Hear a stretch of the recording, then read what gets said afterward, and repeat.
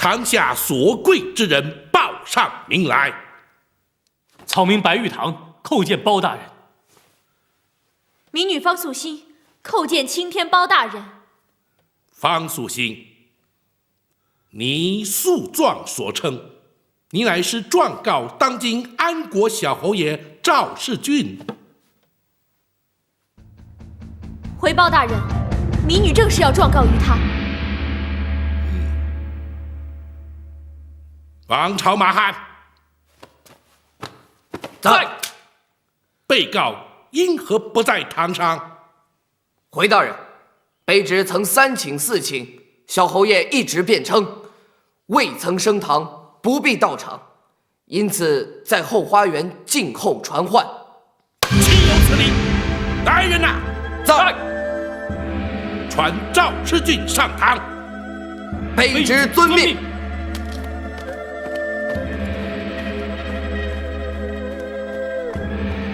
白玉堂，草民在。那方素心状告赵世俊，你却为何为他强行出头？回包大人，只因那方素心家破人亡，孤苦无依，又是一个饱受欺凌的弱女子，身心备受煎熬，草民实在于心不忍，所以才替她出头，陪同她来到开封府，求包大人替她伸冤雪恨。方素心，你可同意？民女完全同意，而且对白大侠感激不尽。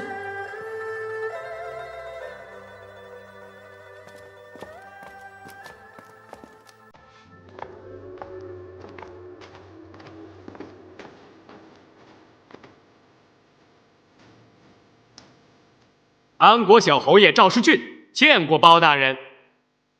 小侯爷，你身后所站何人？哦，乃是晚辈的师爷。叫何名姓？邢三。邢三。你来此作甚？回包大人，他是晚辈的一个重要人证。来人呐！在。替小侯爷看座。遵命。遵命。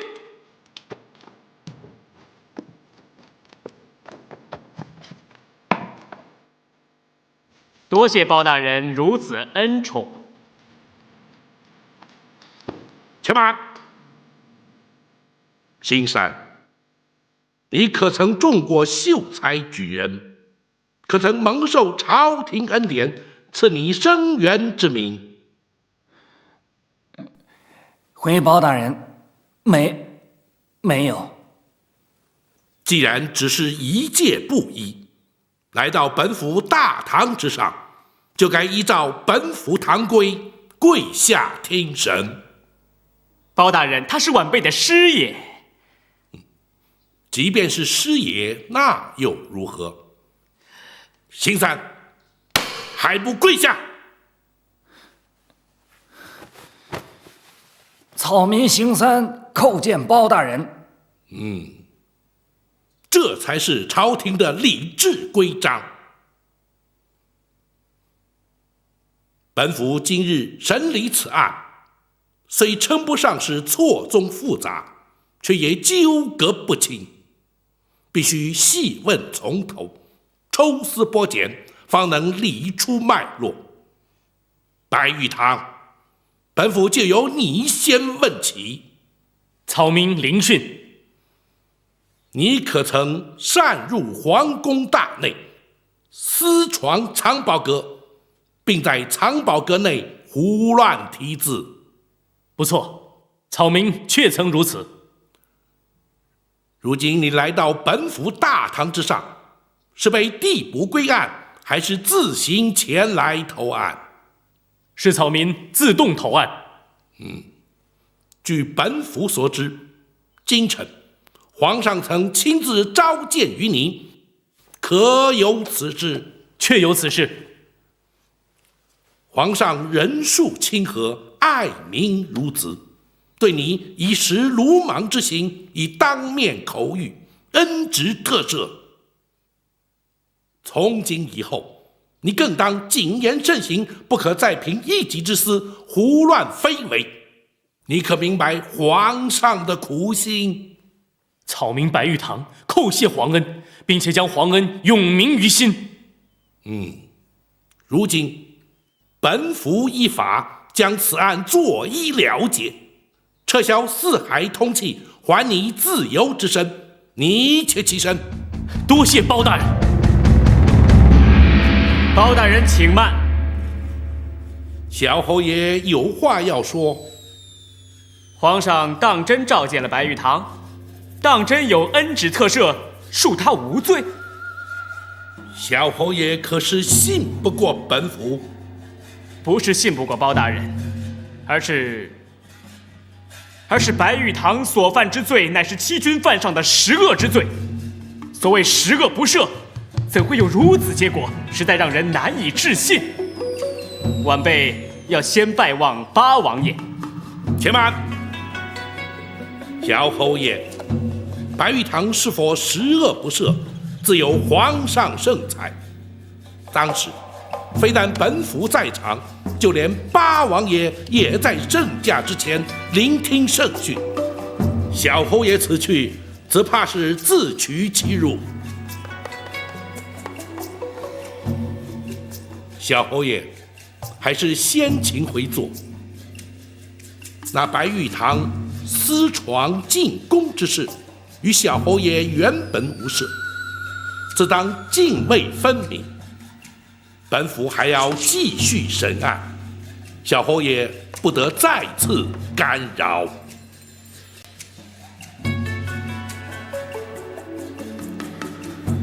小侯爷，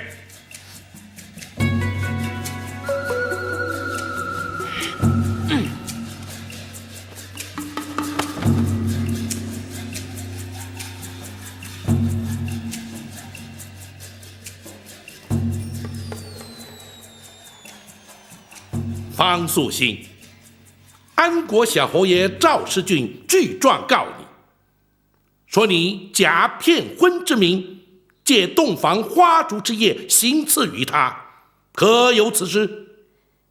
民女承认。既然承认，你可认罪？回包大人，确有此事，民女却不能认罪。既有此事，为何不能认罪？只因为小侯爷为了一己之私欲，害得民女全家家破人亡。民女之所以要行刺于他，只是为了要替家人报仇雪恨。是小侯爷犯罪在先，民女行刺在后，还请包大人明察。小侯爷身犯何罪？你要从实说来。民女家中世代以酿酒为生，先父所酿之酒也算闻名遐迩，就连老侯爷的封式药酒也是由先父特为酿制，按时供应。小侯爷，那方素心所言是否为真？这一点他倒没有说错。方素心，你继续说下去。有一次先父病了，就由仙姐方素月代劳，将药酒送入侯府。仙姐虽非国色天香，但姿色却胜过民女许多。谁知小侯爷见色起歹念，竟用迷药将仙姐奸污。你简直满口胡说八道！小侯爷，本府问案，未经许可，不可轻易打断。姑念你不知堂规，暂且饶过，而后再犯，休怪本府论你扰乱公堂之罪。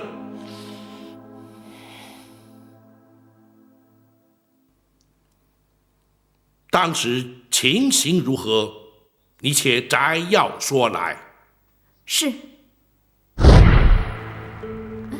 小茹，你去加点火。哦。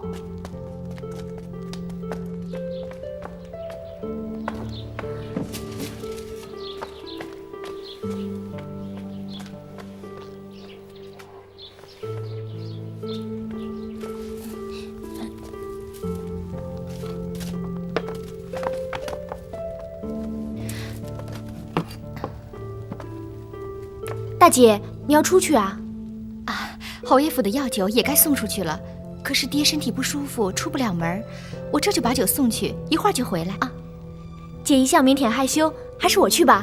哎呀，我又不是出去应酬客套，这有什么好害羞的？送酒是自家的生意呀。哎，爹，都怪我身子骨不争气呀，害得我自己的女儿抛头露面。爹，我是您的长女，为您分忧解劳是理所当然的事儿啊。快扶爹回屋休息去，我一会儿送完酒，晚饭前就能回来。哦，贾总管，一共送来了10坛酒，您都亲自点过了。没错，等点完货你就回去吧。搬进去，啊。让你辛苦了。哪里？哎呦，邢师爷，您难得有空来后院，莫非有事啊？正是啊。小侯爷让我来看一看，今儿送来的药酒，应该没什么问题吧？是我爹亲自监工酿造的，当然没问题了。这可难说。听你的口气，你是方仙斗的女儿啊？正是，家父身体不适，我是他的长女，头一回来侯爷府送酒。怪不得以前没见过你。你可知道上一回送来的药酒有点不大对劲儿？怎么会？啊，请问您是？他叫邢师爷，是小侯爷身边的亲信呢。啊，原来是邢师爷，方素月失礼了。哎，这失礼不失礼倒还在其次。听小侯爷说了，上次送来的药酒，老侯爷不太满意。本来是你爹来的时候当面问他，没想到来的是他的女儿。这样吧，你先在这儿稍等一会儿，我去请示一下小侯爷。请问邢师爷要请示什么？当然是请示关于酒的问题啦。你先别走，我去就来。贾总管啊，我见小侯爷怕是不合适吧？不如等我爹病好了再。那有什么不合适的？除非你们方家的药酒真的出了问题，那就真的不合适了。方家的酒从来没有出过问题。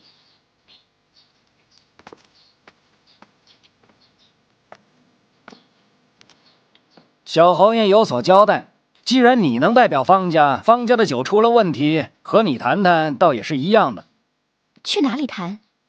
跟我来吧，方姑娘，请。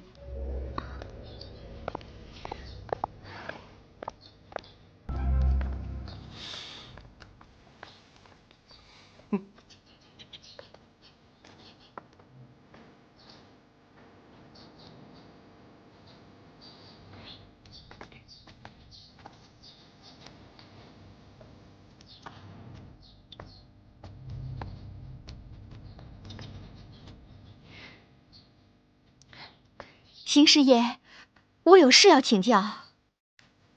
什么事儿？这里既不像账房，又不像谭氏的公堂，请问这是何处啊？老实告诉你，这里嘛是小侯爷静思独居的地方，一般人想进来还进不来呢。这可是你的福气啊！这种福气只怕我生受不起，不如还是换个地方谈吧。哎，这人都来了，何必还扭扭捏捏呢？只不过是问问你酒的问题。以小侯爷的身份地位，你可不要把事儿想歪了哦。走吧。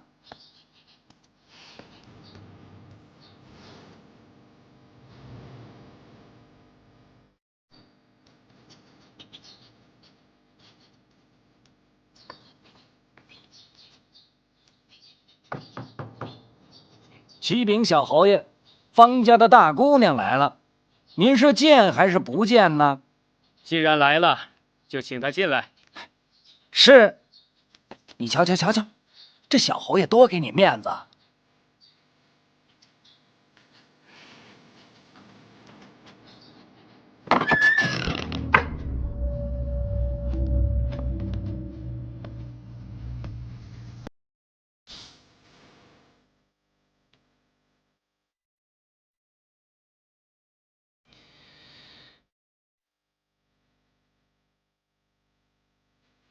小侯爷可是皇亲，方姑娘应该懂点礼数吧？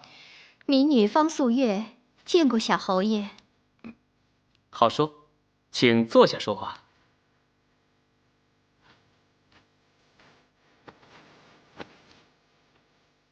方姑娘，你们上回送来的药酒似乎有点问题，想必邢师爷早已跟你们说过了吧？邢师爷是说了，不过民女认为家父亲自监工所酿造的药酒，应该不至于。口说无凭，你们自家的酒，你总该尝过吧？那是必然的，否则怎么能保证酒的品质呢？那好，邢师爷把酒拿来，让方姑娘自己再尝尝。是。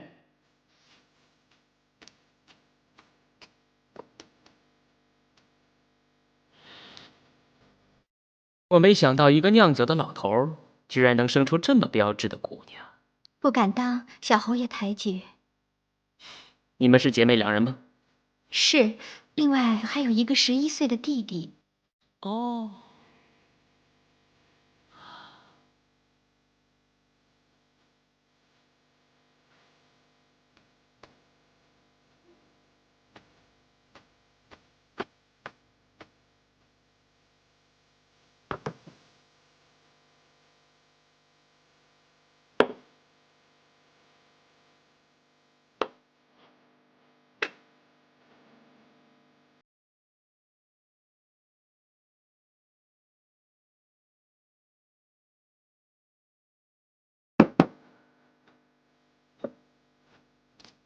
小侯爷请。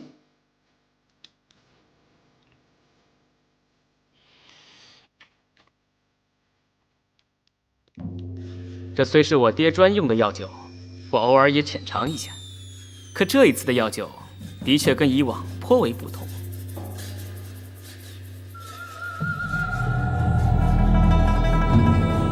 你喝一口也尝尝，比较一下前后有何不同。除了酿酒时食酒之外，我在外面从不喝酒，还请小侯爷见谅。这是小侯爷赏的脸，你可别不识抬举。况且你不尝尝，怎么知道问题的所在呢？同一壶酒我已经喝过了，你还担心什么？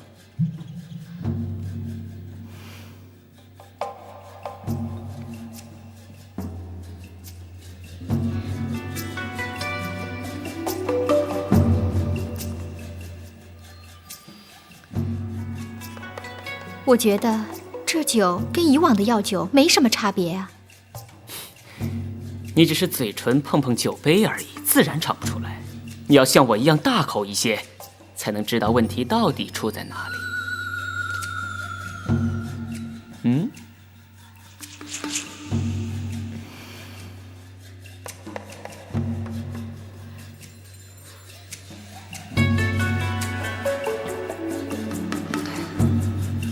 如何？这酒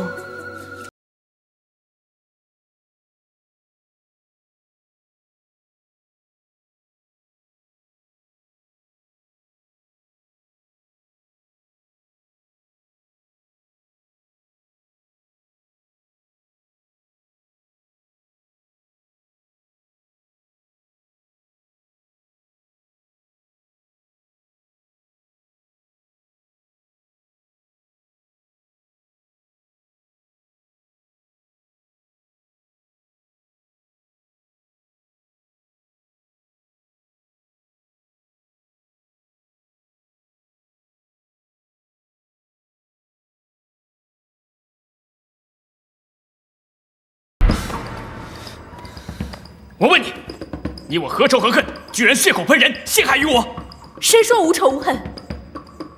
我方家一门3口，都是因为你而死于非命，你还敢说我血口喷人，陷害于你？不错，你当然是血口喷人，故意害我。你究竟是何居心？小侯爷，且请稍安勿躁，这只是他的片面之词，本府却还未必轻信，请回座。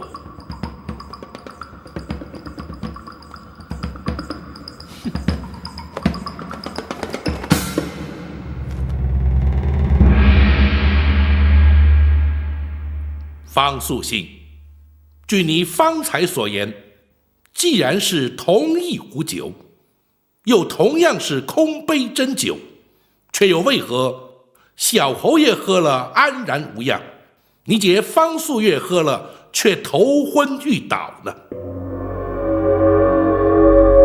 关于这一点，民女就百思不得其解了。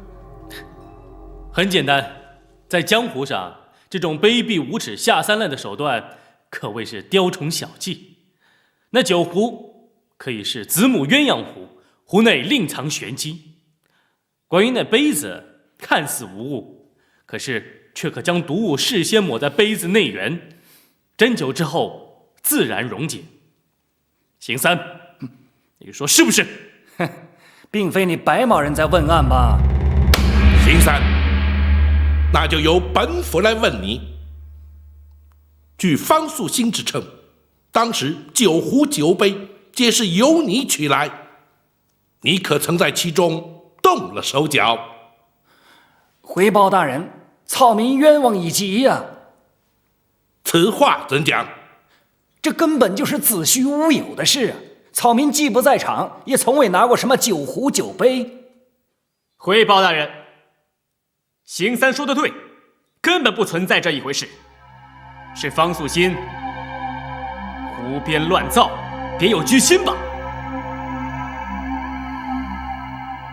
姑且不论是否别有居心、胡编乱造，关键在于那方素月当时是否的确代父送酒，并且曾经前往侯府后院参访。方素月是否去过安国府的后院，草民并不知道。怎会不知？回报大人，草民是小侯爷的师爷，像这种闲杂琐事，草民一向不曾过问。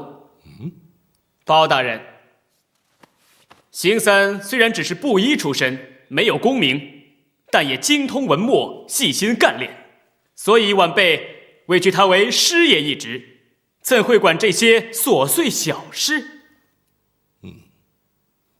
既然小侯爷替你说话，本府不再追问于你。不过，侯爷府总管总该知情吧？邢三，本府问话，你无需看向他人。包大人，贾总管是否知情？请包大人传他前来一问，就知真相了。那是当然。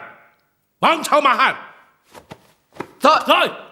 你二人即可飞骑前往安国侯府，传那贾姓总管前来问话。卑职遵命。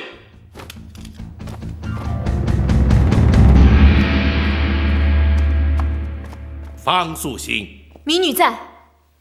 本府再来问你，当时你并不在场，却为何对事情的经过知道得如此详尽？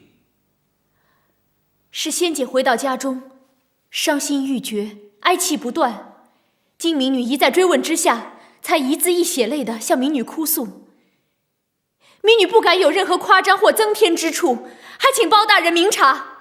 你又怎知他向你哭诉的一切全是真情实话？恕民女斗胆，请问包大人，一个尚未出阁的少女，平日谨言慎行，不苟言笑，有何理由编造出一个糟蹋自己、侮辱自己的故事呢？后来呢？谁知当天夜里，仙姐为保持贞操名节，就悬梁自尽了。他自尽之前，既然向你哭诉一切，可曾提及当他在侯爷府被人奸污之时，有何人在场，有何凭证？没有。包大人，既无人证，又缺物证，由此可见，这全是他无中生有，信口污蔑。什么是无中生有？什么是信口污蔑？你是堂堂的皇亲国戚小侯爷，他们方家又为何要故意得罪于你？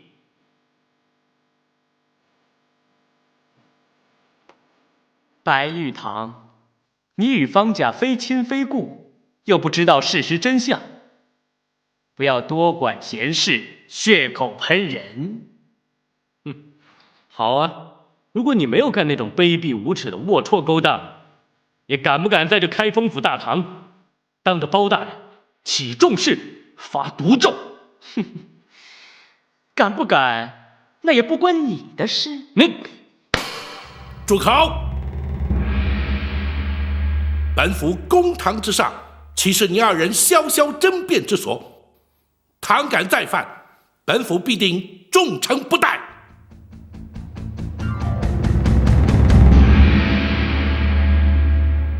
方素心，民女在。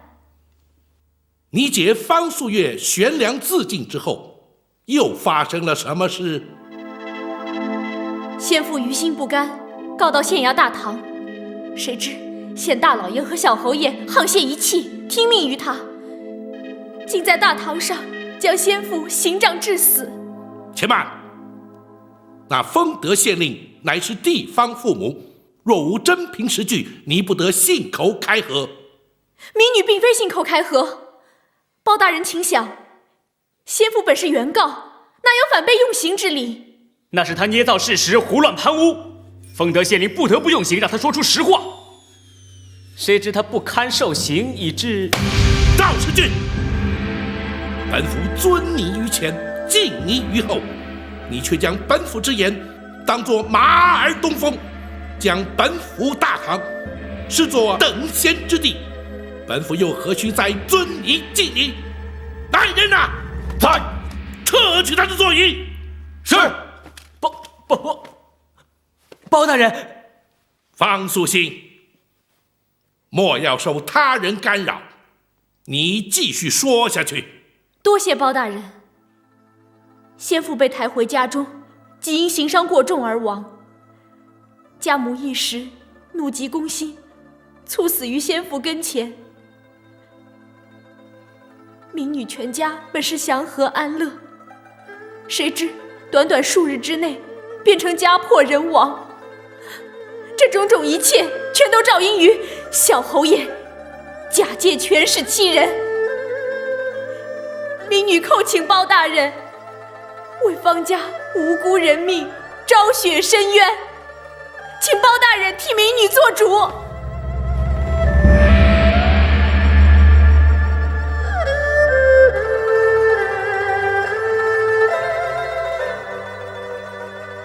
方素心，本府断案一向依法按律，若无罪证，本府又如何为你做主呢？包大人，草民可否一言？你且说来。草民愚见，乍听之下，此案的确既无人证，也无物证。不过，草民还是斗胆请求包大人派展护卫或适当人选前往丰德县细细打听。打听什么？打听那小侯爷在地方上，他是如何作威作福、仗势欺人，其卑劣行迹可谓罄竹难书。白玉堂，你不可如此武断。他是否有恶行劣迹，本府自会派人详查。还有那丰德县令，毕竟是朝廷命官，竟然将原告刑杖致死，其中必有隐情。恳请包大人将丰德县令拿来一问。此乃当然，不劳你替本府费心。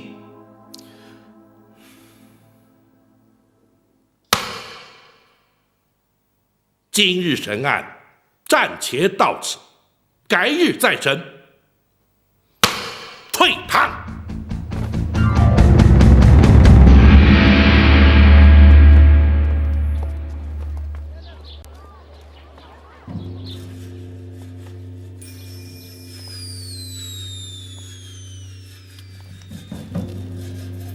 我把所有该注意的细节全都写在了这封信里，你要当面交给贾总管，叫他仔细看完之后立刻焚毁。我明白，不会留下任何痕迹的。还有，你要转告他随王朝马汉到了开封府以后，我们可能无法见面。哼，虽然那包黑子铁面无私，但我们毕竟是侯府，叫他上堂之时，千万不可胆怯心虚，露了马脚。胡延海一定办到。邢师爷，邢师爷，您要的2匹快马，我可是买到了啊！哎，那卖马的可说了，这2匹马可是开封府马市里最为雄俊、脚程最快的2匹马。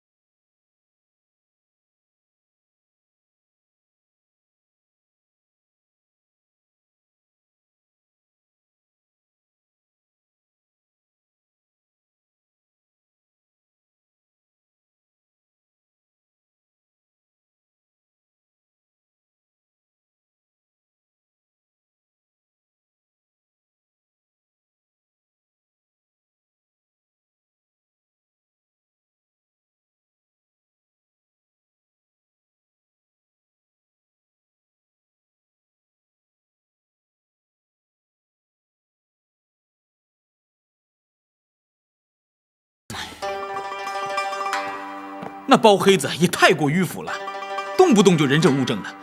像这种找不出人证物证的案子，受害人难道也应该永远冤沉海底，痛苦终身啊？蒋司科说的对，白大侠，我的确提不出什么具体的人证物证，这场官司恐怕是输定了。看来我们方家也只有永远受那种痛苦和冤屈了。未必。五弟，你真没有把握？俗话说，律法之外还有天理人情。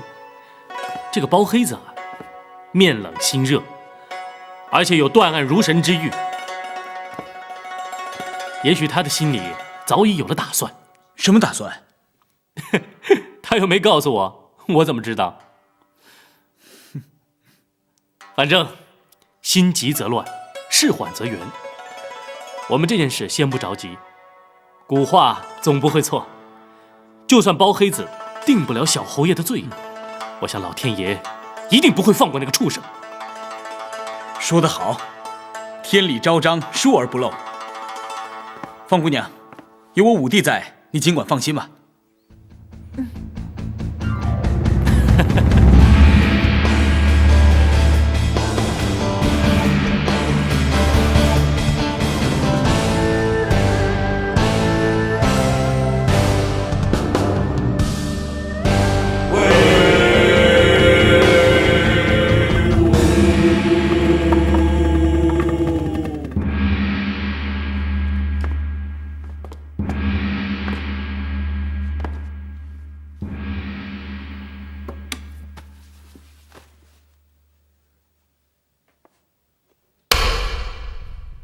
下官丰德县正堂七品县令朱文仪参见包大人。你且稍后，待本府问完贾姓总管之后，再向贵县请教。下官遵命。贾总管，你是何姓名？在侯爷府中负责何等事务？回包大人，草名姓贾，名福林，承蒙小侯爷抬案，在侯爷府里总管各种杂物杂事。既然如此，那方家酒坊按月送老侯爷药酒之事也归你管。是。那方素月可曾代父将药酒送往老侯爷府？是草民接待的。你且将当时的情形据实说来。是，当时，快！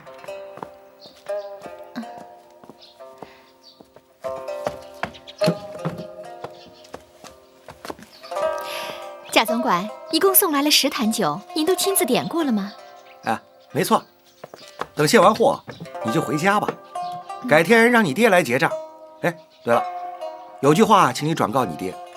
贾总管想让我转告什么？也就说，他虽然有2个漂亮能干的女儿，可以为他分劳解忧，不过毕竟上了年岁，自己的身体要多多保重哦。谢谢贾总管对家父的关心，我一定把话给您带到。啊，那你就回家吧，我也不多招呼你了，还有一箩筐的杂事等着我处理呢。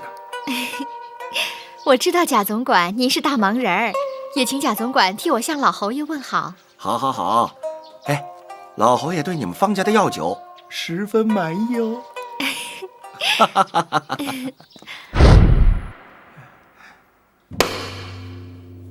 仅仅如此而已。回报大人，的确如此而已。本府必须提醒于你，如今是在本府公堂之上，本府问话，你必须实话实说，不得有半句虚假，否则必当从重严惩。你可明白？包大人铁面无私，草民早就如雷贯耳。方才草民所说的一切，全是事实，不敢有半点虚假。启禀包大人，这全是他的一面之词。反正方素月已死，他爱怎么编就怎么编，请包大人不要轻信。不错，这的确是他的一面之词。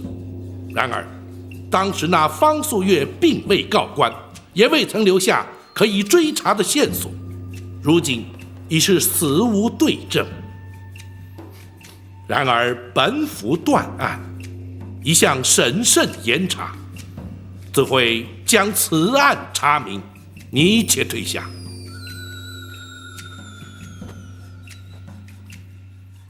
朱县令，下官在。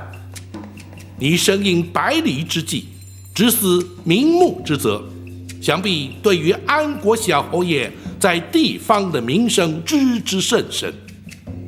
不敢隐瞒包大人，小侯爷在地方上不但对老侯爷孝顺有加，而且经常做善事，不是修桥铺路，就是救济灾民，所作所为颇得声望。岂有此理！启禀包大人，他身为一县之令，怎可是非颠倒、混淆黑白？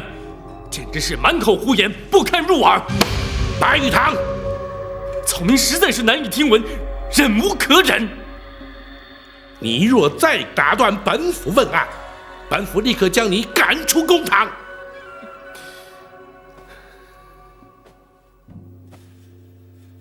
朱县令，下官在。那方素心之父前往县衙，状告那安国小侯爷，他乃是原告，你为何要行杖于他，甚至将他用刑致死？回报大人，那方仙斗实在是过于胡闹，不仅满口胡言乱语，而且无凭无据，信口诬告安国小侯爷，甚至还口出不堪入耳的讳言秽语。胡说！堂堂地方父母官，怎可罗织造谣？先父好歹也是秀才出身，在堂上也只是据理力争，你居然以莫须有之名除去他的秀才功名，还有他在你面前跪地求饶，实在是居心可疑。方素心，你切莫急躁，更不可对朝廷命官无礼。朱县令，你继续说下去。是，方仙斗的言行太离谱了，下官迫于无奈，不得不动用刑法。谁知道他年老体衰，再加上衙役用刑不慎，所以才导致如此悲剧。下官之咎，愿领朝廷责罚。然而据苦主指称，你对那方仙斗用刑，乃是受了安国小侯爷的指使。回报大人，身为县令，岂能受他人指使？况且小侯爷乃正直之人，也不会指使下官。方素心，你可以有话要说。民女的确有下情要上告，包大人。你尽管说。先父对于仙姐的冤死气愤难平，嫁衣本身虚弱多病，所以由民女陪同到县衙告状。当时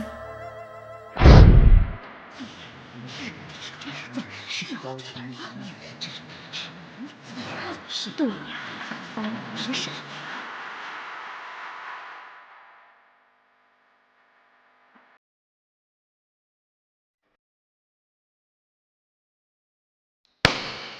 方仙斗，在本县堂上为何高站不跪啊？回大人，学生曾有功名在身，中过秀才，按本朝礼律，无需下跪。哼，原来是个劳而无用的秀才。罢了，你究竟状告何人啊？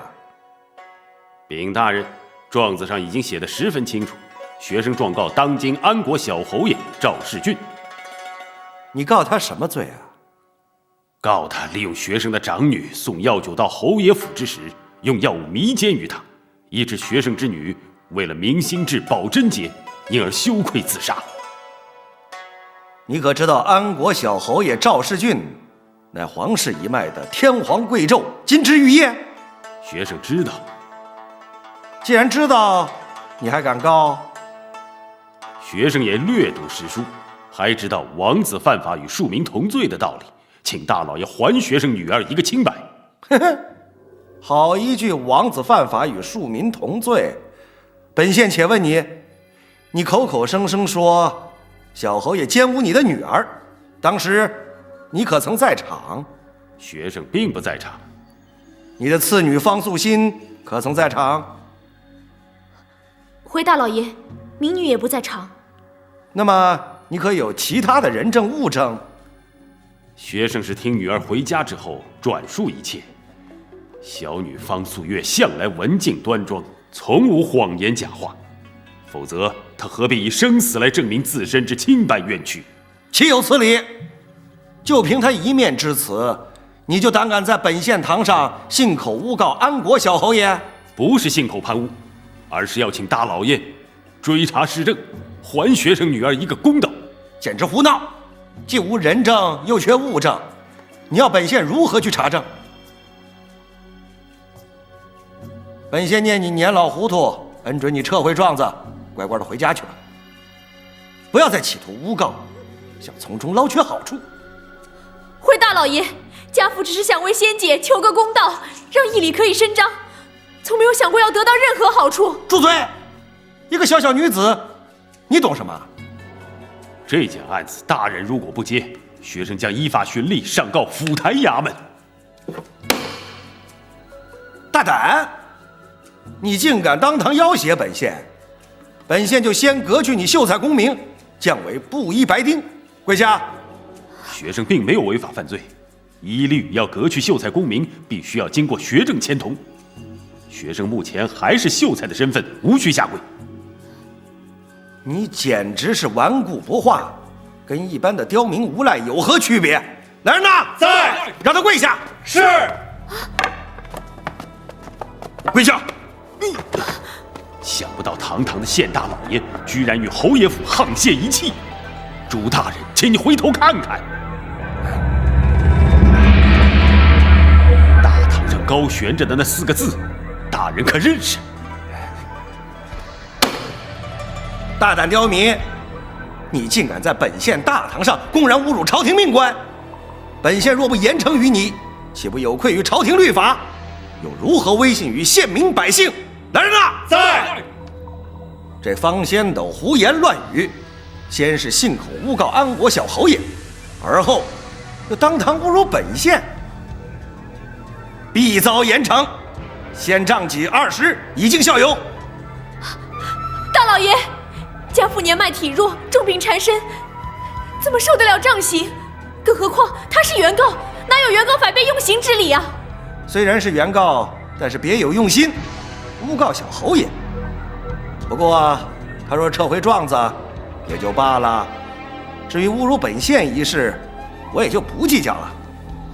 若我撤回状子，岂不坐实了我先前所说全是诬告？状子绝不撤回。好啊，既然你是不见棺材不掉泪，本县也就无法助你了。来人呐，在！醒醒！是。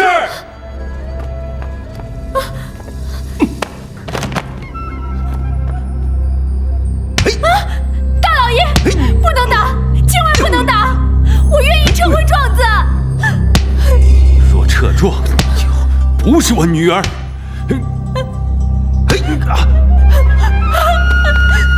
要打你们就打死我好了。王先斗，你撤不撤状？不撤。把他女儿拉开，继续打。是。起来！求求你们不要再用刑了，我是绝对承受不了的。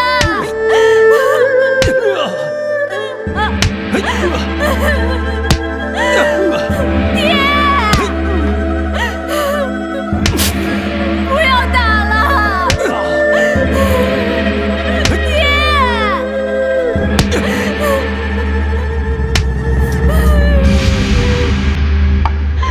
大人，他晕死过去了。喝水。大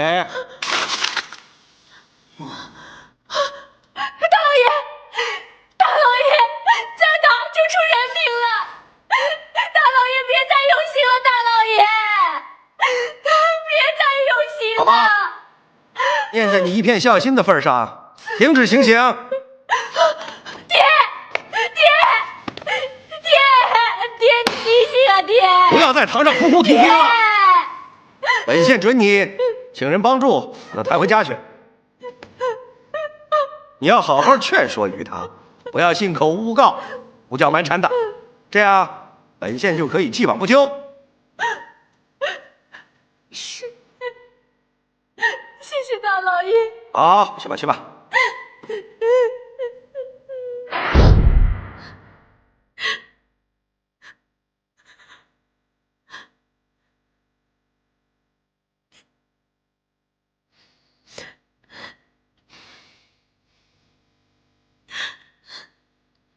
方素心，你方才所说的，可都是实情而无半字虚假？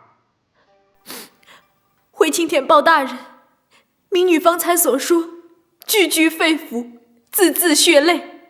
若有半字虚假，愿受国法制裁，哪怕千刀万剐，也死而无怨。朱县令，他所说的，你可都听见了？是，下官全都听见了。你可有辩解？回报大人，当初下官下令用刑，确是事实。可是方素心避重就轻，只说了一些对他有利的过程，而对方先斗出言不逊，污蔑本县，藐视朝廷的许多所作所为，避而不提。哼！你二人各执一词，看来本府只有差人前往贵县，询问刑名师爷，班头衙役之后，才可以有所定论了。多谢包大人。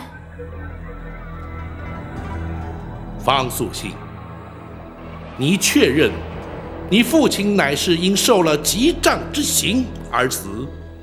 的确如此，当时还有一些左邻右舍陪同前往县衙，民女只有求他们相助，才得以把家父抬回家中。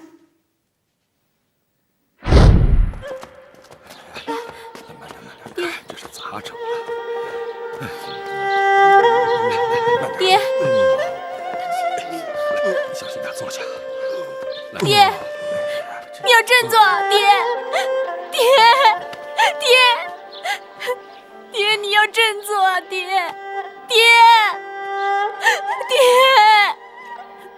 素心姑娘呀，你赶快去找大夫，宁可多花点钱，也要找那高明的、有经验的。除了诊金之外，最好呢，还要花些钱打点一下。我明白，只要能救我爹，就算舍了所有家当，我也会去做的。早劝过他，何苦呢？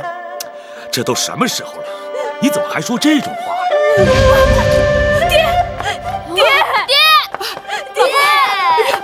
老伴儿，你怎么了？你怎么了？你怎么了？老伴儿，爹，你这是怎么了？爹，你醒醒啊，爹！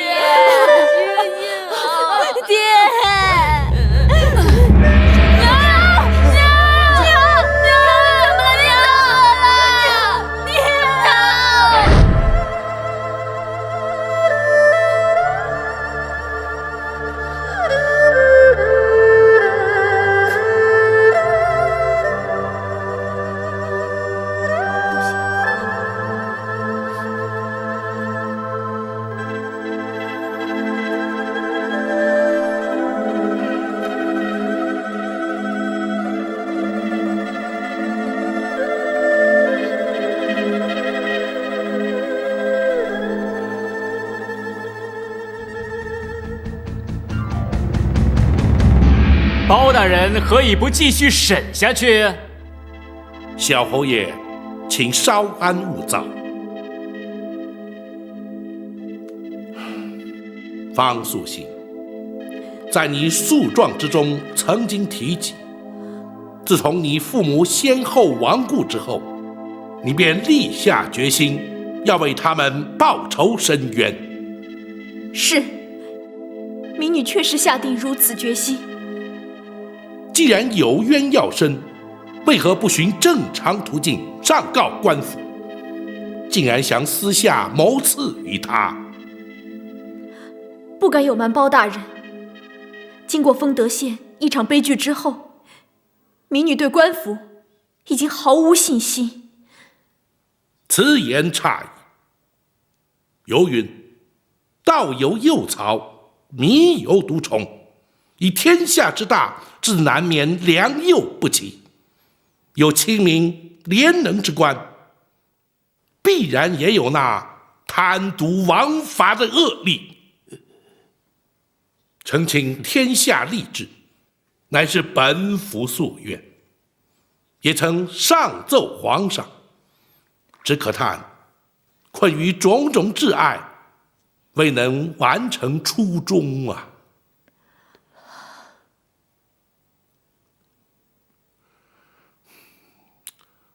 后来，你又是如何设法接近小侯爷，利用花烛之夜行刺于他？回包大人，民女把舍弟小茹暂时托付给姻亲张举人，然后开始多方打听有关小侯爷的嗜好和行踪，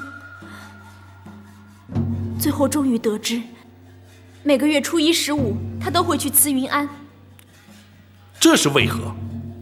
那是晚辈的一片孝心。初1、15前往慈云庵设教祭拜先母。包大人，小侯爷太抬举他自己了，那是奉老侯爷之命，不得不去。不过他往往趁此机会在外花天酒地，有时派邢三，有时派贾总管带他前往祭拜。你又满口胡说！究竟是谁胡说？若非对你的行踪打探得一清二楚，我又怎么会在慈云庵带发修行？又怎么会在庵内遇到邢三，利用邢三为饵，假意接近于你？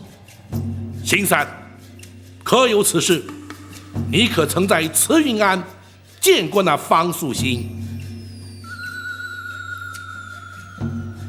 是，确有此事。方素心，当时的情形如何？你且摘要说来。慈云庵的住持慈云道姑与民女相熟，听民女哭诉一切之后，答应收留民女，协助她办些法事或处理一些杂物。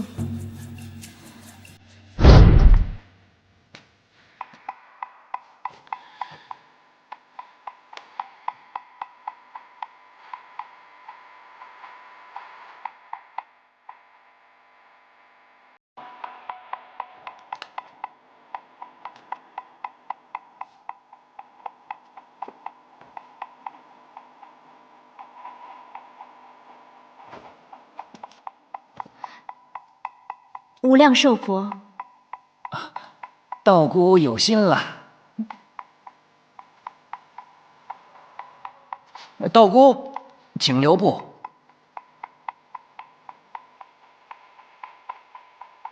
施主有事？我常来慈云庵，以前为何却从未见过道姑啊？因为我是初来乍到，所以也未曾见过施主。请恕我冒昧。道姑如此秀丽动人，却为何？何谓秀丽动人？多谢施主。其实我是个命苦的女子，父母双亡，无依无靠。幸得慈云道姑收留，我才有了一个落脚的地方。我倒略通子平之术，依道姑的相法，应该是妾富继贵才对呀。施主该不是开玩笑吧？方外之地，岂敢亵渎？我是句句真话。如果方便，我倒愿与道姑坐以详谈。多谢施主。庵内有一处厢房，有清茶素果，专为接待有缘的施主。好啊。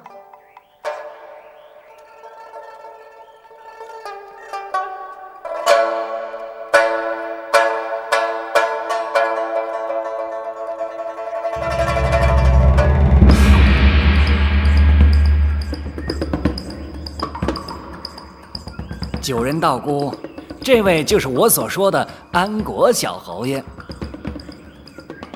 无量寿佛，贫道给小侯爷请安。邢师爷果然诚不我欺，本侯爷总算见识了。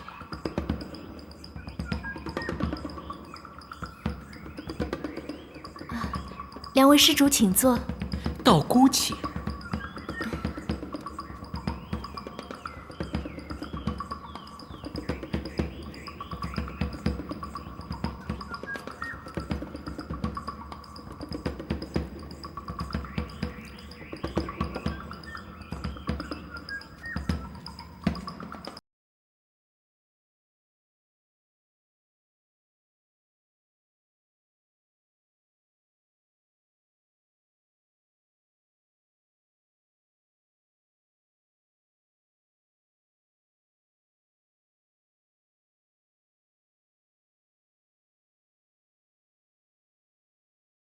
害得贫道心头忐忑不已。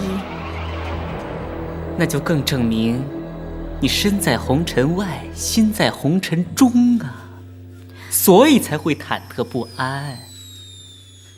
方外清净之地，还请小侯爷慎言。还有什么好慎言的？你不是跟邢师爷都谈好了吗？像你这种柔中带媚、丽而不俗的角色，可谓是万中不得其一。你在这里带发修行，的确像蒙尘的明珠，我为家人惋惜呀。命苦如此，只要有粗茶淡饭可食，有遮风避雨之处可栖，已算是幸运了。如今有了我，你才算真幸运。从此以后不用再命苦了。你真的愿意嫁我为妾吗？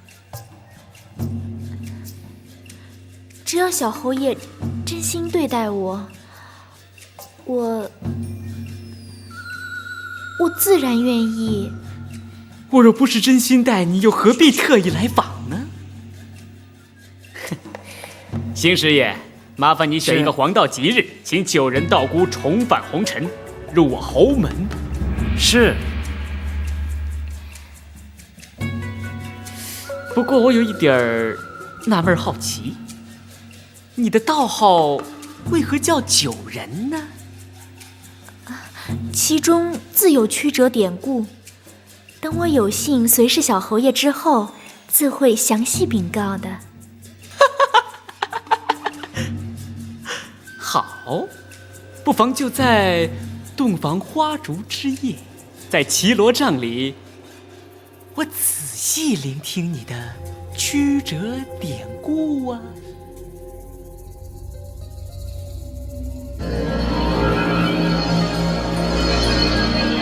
各位贵客，时辰差不多了，也该饶过小侯爷，让他早点入洞房，跟他的新婚妻子共度良宵啊！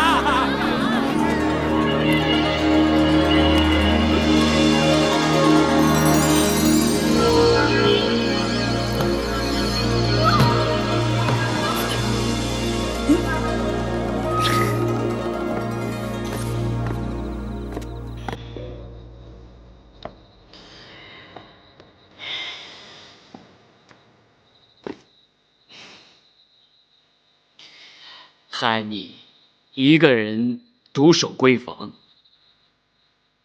恐怕早就春心荡漾了，等不及了吧？啊？我的确有点等不及了。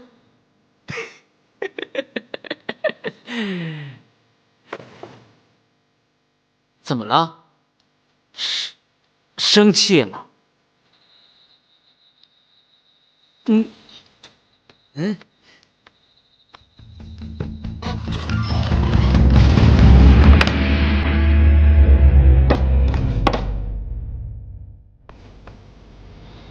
我的确等得生气了，好不容易才等到今天晚上。好，我的心肝小宝贝儿，怪我多喝了几杯，耽误了好事儿。待会儿我好好的伺候你，以我的本事，不但让你消痰化气，而且还让你欲仙欲死。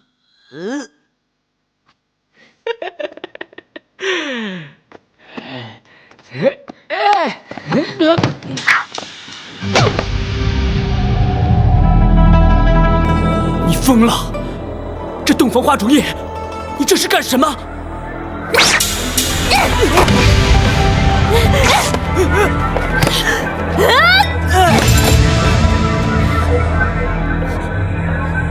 你不是想知道我的道行为什么叫九人吗？人字边旁加个九字，这个字念仇。我和你有什么仇？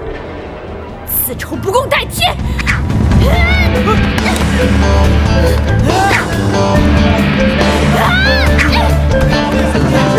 快来人，这女儿是刺客！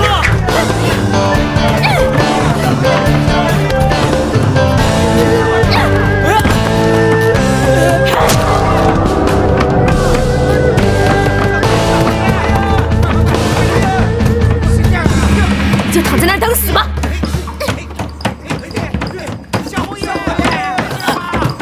来人呐！来人呐！来人呐！小侯爷，怎么了？您受伤了？你伤没事吧？帮我的伤快去追那个贱女人！啊！快！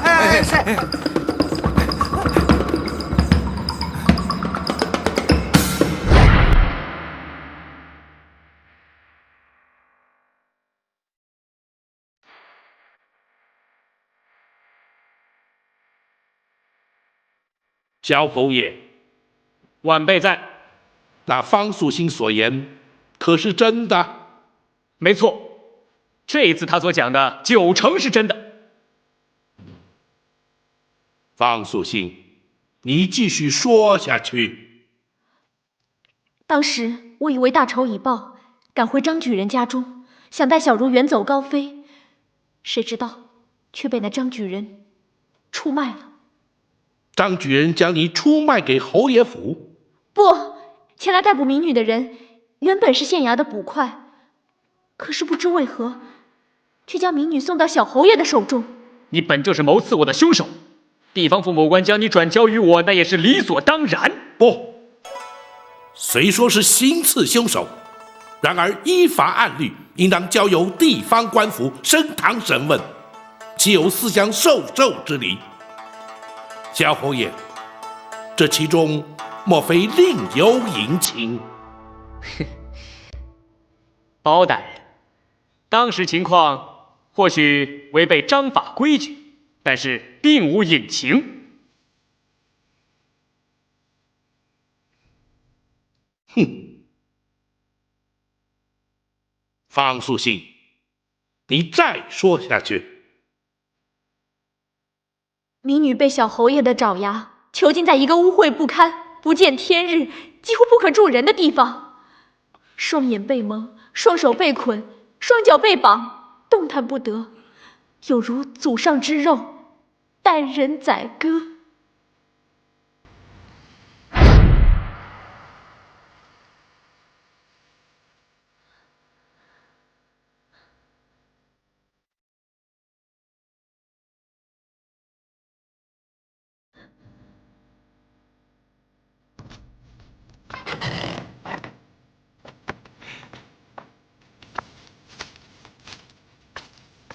小侯爷，这就是那个贱女人。这个又贱又蠢的女人，难道你不知道我是天皇贵胄，皇室子孙，自然有百灵呵护？就凭你，杀得了我吗？我原以为像你这样的美女，该与我绮罗帐里并鸳鸯，同寝共枕笑神仙。谁知你天生贱命苦命，活该如此。只恨我是一介女子，不会杀人，否则你早就在阎王殿上了。在阎王爷面前，你还敢如此伶牙俐齿，逞狂作恶！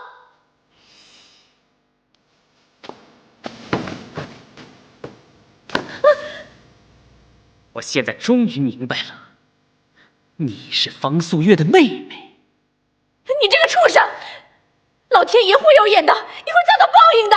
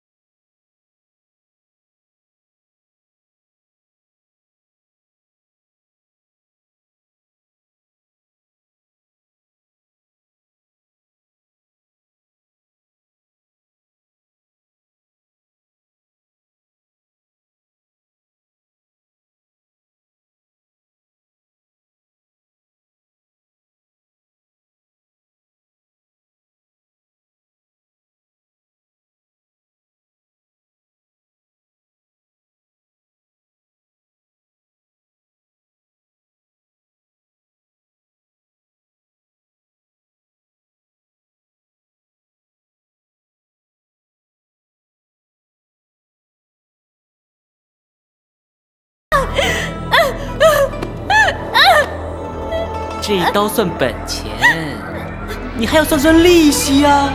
啊！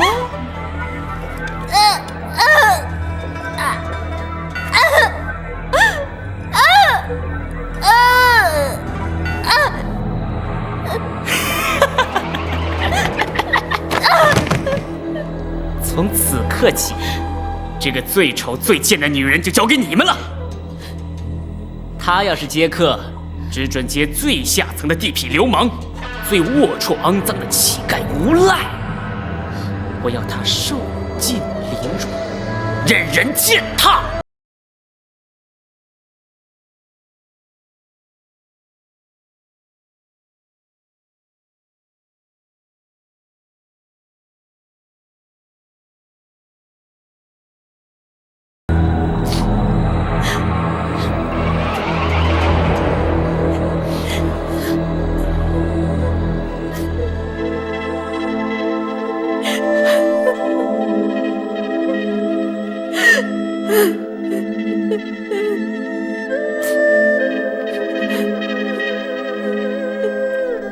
方素心，民民女在。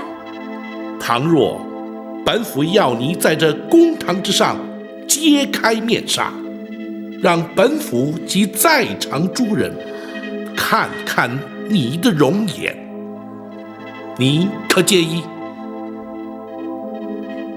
毁容之苦，锥心之痛，已是不争的事实，民女并不介意。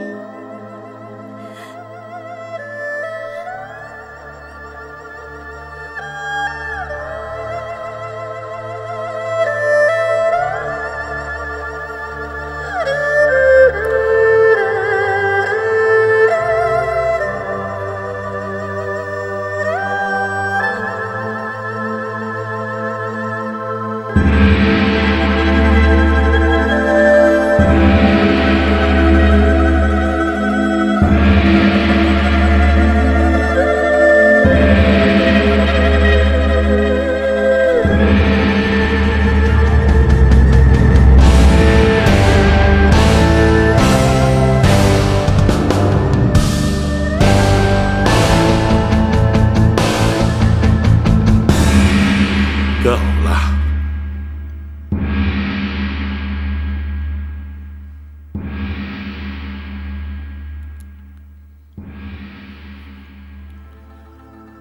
如此血腥残忍、惨绝人寰之事，竟然发生在我大宋朝廷天子脚下。赵世俊，你说，本府要听你亲口说，那方素心所说究竟是真是假？当然是假，那全是他一面之词。住口！自始至今，你都以一面之词4个字搪塞一切。你莫要以为本府当真不能从这蛛丝马迹之中查明真相。倘若能，本府定当将你绳之以法，处以重刑。倘若不能，本府既然愧对朝廷百姓，又有何颜面再做开封？本府自会辞官而去，以谢天下。包大人，包大人是青天，是升斗小民唯一寄望之所托。民女所说一切，倘若证实查明，真是天有怜见。倘若确实挚爱难行，民女也该叩请包大人多多为民保重。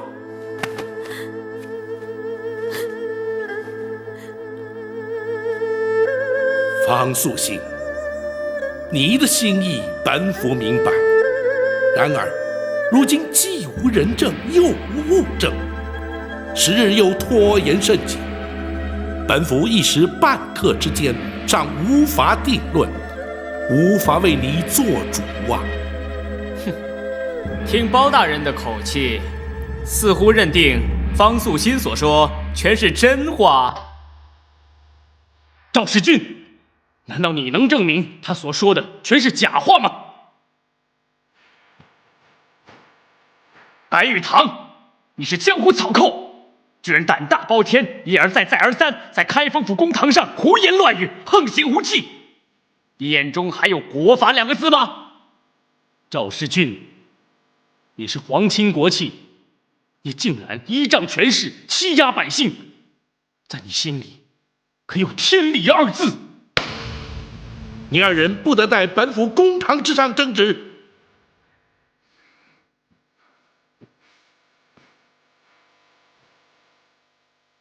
是，包大人。包大人名满天下，素有青天之誉，谁的话是真，谁的话是假，当然由包大人论断。晚辈不敢越俎代庖。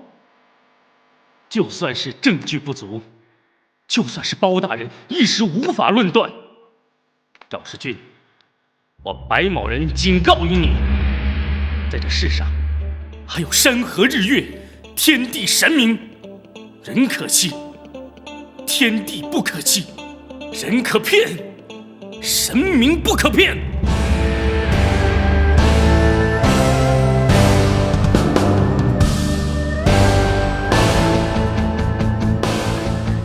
大人，学生有一德之余，想要禀告大人。公孙先生，请讲。学生纵观全案，其缘由皆因方素心之姐方素月前往侯爷府送酒，疑似遭到安国小侯爷之奸污，因而告知乃妹，继而发生后续一连串之悲剧。不错，然而却要如何证实小侯爷的确奸污了方素月呢？此案发生至今不过月余，那方素月之尸体埋在土中，即便已腐，也不会烂呢。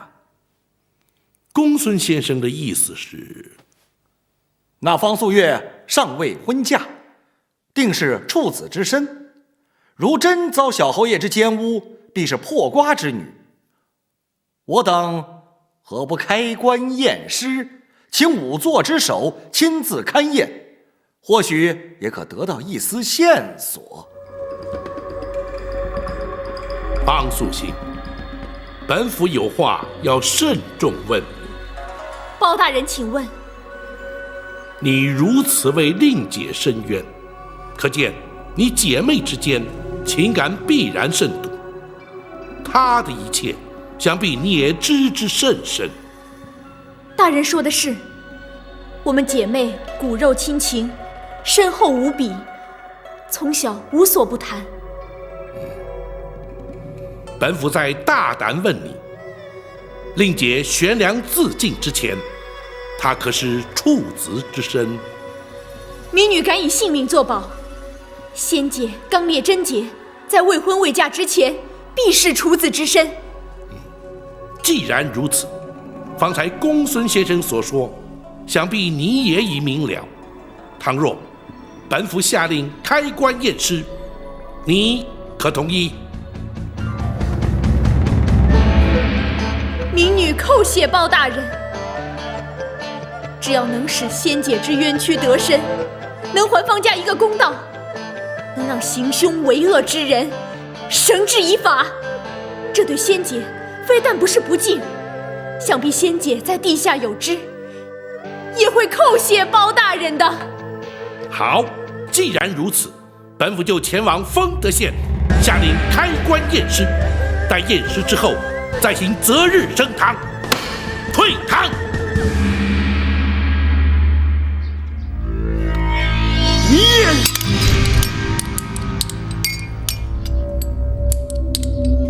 小侯爷，暂请息怒，暂请息怒啊！息怒，息怒，你就只会说这两个字有什么用？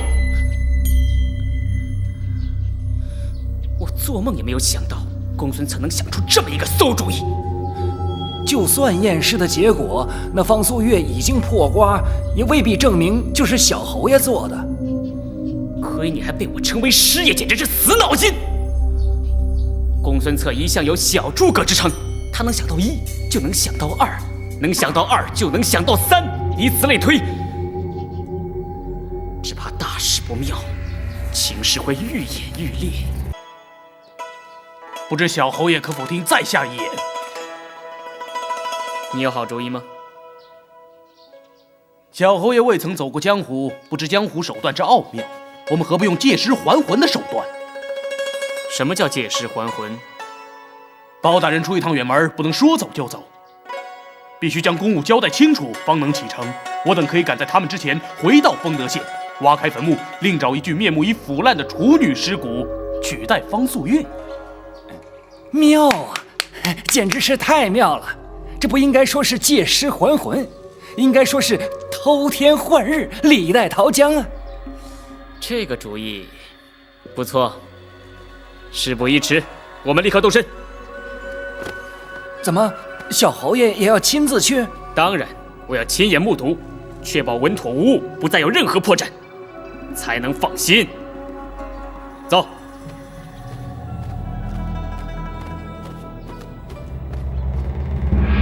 五弟，为什么我们两个不能去？好歹有个照应啊！如果你们与我同行，必定会误了脚程。不过，你们不妨随后赶来，或许你们能亲眼看见那个丧尽天良的狗畜生是如何胆大妄为、无法无天。白大侠，一路保重。我会的。四哥，方姑娘就有劳你照顾了。放心吧。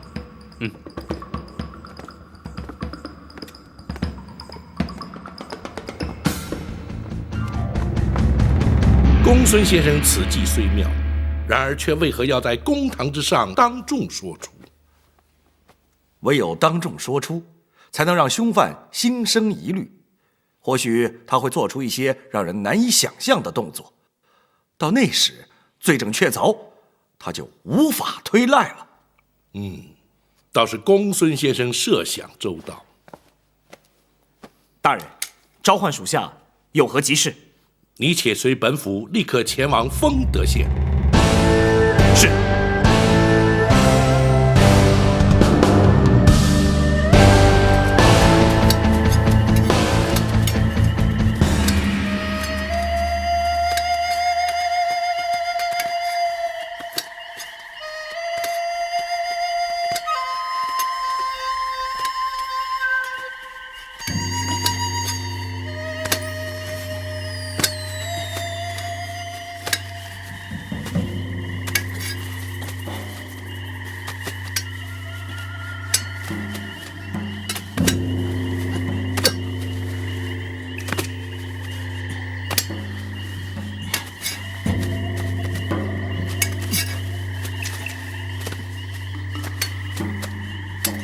你如何确定那具尸体确实是处女之身呢？她才15岁，是一位退休官员的孙女，不幸暴毙身亡。她的家教极严，我敢肯定她是个处子之身。不过，这方素月的尸体，小侯爷该如何处置啊？将它剁成肉泥，丢到河里喂鱼。这样就永远死无对证了。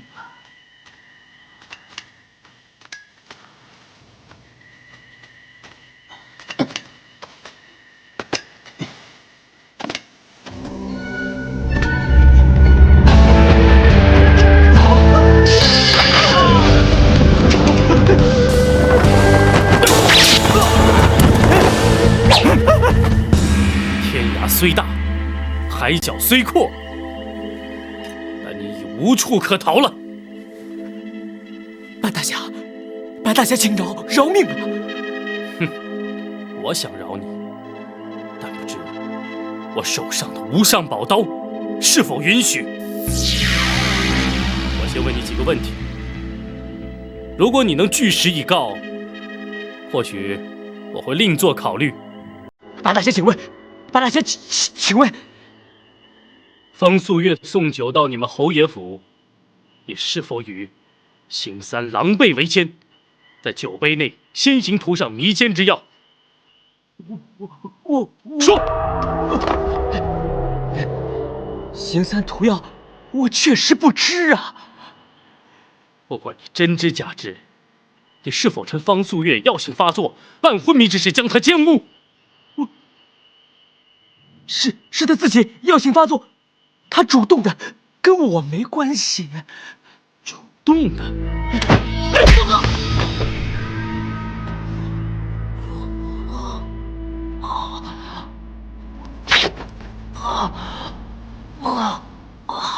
方素心父亲到县衙告状，是否是你指使县令朱文仪将原告打成被告？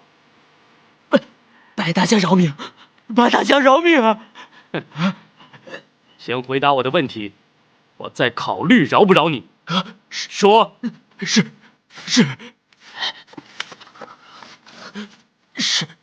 是朱县令，他曾向我请教过。哼，既然是请教，那就一定错不了。白某再问你，方素心被糟蹋毁容，是否是你亲自下令，亲自所为？我当时一时气愤，我错了，白大侠，请你饶命啊，白大侠！你不是地位尊贵的皇亲国戚吗？你不是堂堂的安国府小侯爷吗？当你欺压善良的时候，你听到过他们求饶的声音吗？当你杀人害人的时候，你饶过他们吗？像你这种猪狗不如的畜生，若杀你1000刀，嫌少；若剐你10000刀，太累。今夜，我白玉堂就要杀了你，以谢天下。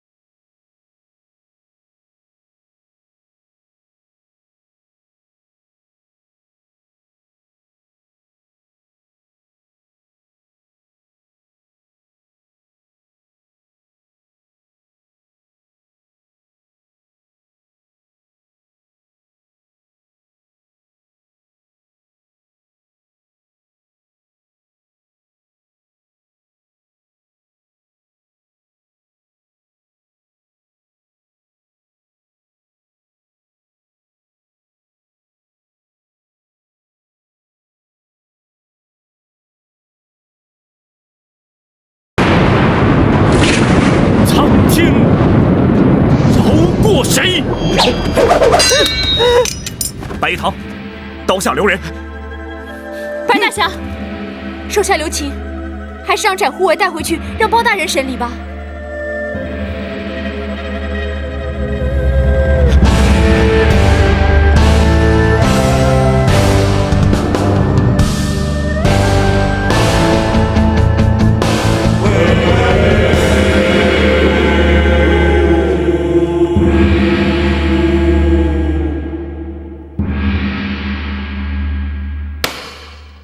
世俊，如今你罪证确凿，法理难容，本府以大宋律例判你扎刀之刑。